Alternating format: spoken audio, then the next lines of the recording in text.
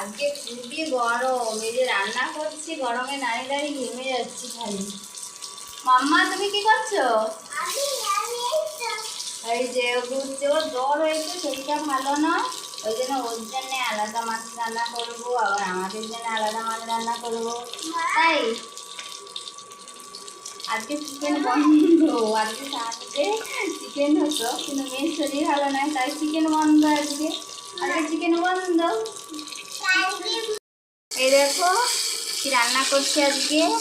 হ্যাঁ, মাছের মাথা হচ্ছে, আর এই যে মাছ আছে এটাতে মধুকলা, আর এখানে এই যে রুই মাছ আছে, আমার মেয়ে বেছে রেখেছে। এইটা আমার মেয়ে খাবে, এটা আমার ছেলে খাবে, এটা আমি খাবো, আর এটা আমি খাবো।